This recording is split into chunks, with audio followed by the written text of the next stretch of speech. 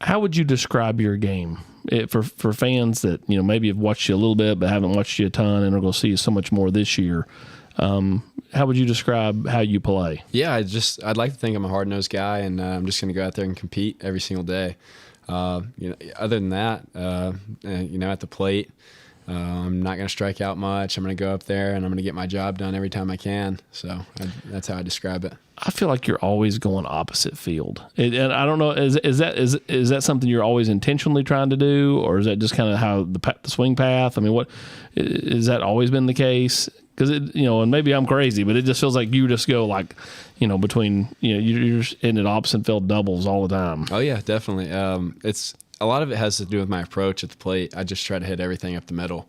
And honestly, I just let it get deep, and a lot of them end up going to the opposite field. So, take me through playing center field this year.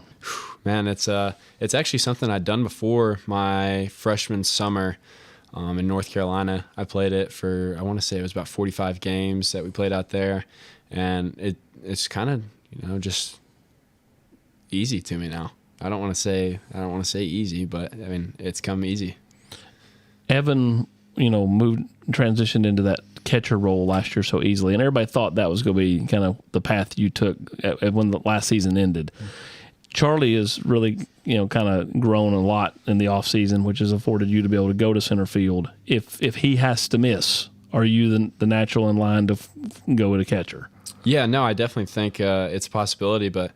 And you've got a guy like Cal Stark and Ryan Miller who also work their butts off. So just having so many options back there, that's another room that's been slept on is the catcher's room. And putting in the work every single day with Coach Elander and just the things that they do and what they go through. I think it's definitely a position that people are sleeping on right now. What do you enjoy most about the game? It's always been something that takes my head just completely out of the world. So anytime I'm on the field, I just feel like it's just my safe space.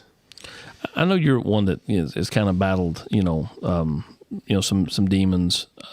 How much have you grown through all that as you kind of worked your way back as far as the mental headspace? Yeah, no, I think I've grown more than I could have ever imagined. It was definitely a rough patch of life there for a little bit, but having the coaching staff there, and really one of the biggest people that was there for me was Q, and having him back and being able to talk to him anytime about anything going on, they've really helped me just grow to be the man that I am today. Where do you feel like you've got to continue to improve? Where's Jared Dickey's game have to get better at? Yeah, I think I'm in a really good spot right now, but obviously I'd say the thing that I could improve on right now is just staying consistent behind the plate and making sure that I'll be able to get the low pitches behind the plate, and then in center field, just making sure that I'm getting the best reads that I can possibly get. Like we've had a few days recently where the sky has just been completely clear. So just trying to get better reads out there, and yeah. Kind of take the people at home through that, because I think everybody thinks, oh, you just go catch the ball, but I mean, you've got gray days where it's real cloudy. You've got bright sunny days. You've got bright blue days, and understanding how the ball comes off the face of an aluminum bat, and kind of, if it's a little more of a line drive, more of a pop up, the ball carries at Lindsey Nelson anyway. I mean, how difficult is that? Yeah, at Lindsey Nelson, it's extremely difficult. So there will be certain days where there's no clouds in the sky at all, and you have no depth perception at all. And then there will be days where it's cloudy. Those are the easy days. And then whenever the sun goes down and the lights are on, there will be like a 35-minute time period where if the ball's hit above the lights, you have no idea where it's at. So there will be people screaming from right field, people screaming from the infield, trying to tell you where it's at. But yeah, it's really tough. And then having to read it off the bat. Luckily, Coach V has made it very, very easy for us, because he is always screaming at the top of his lungs, and whenever it's hit off the cap and whenever it's hit off the barrel, he's screaming back. Your number, is that one just given to you, or is that one that has a little meaning behind it? It's got a lot of meaning behind it.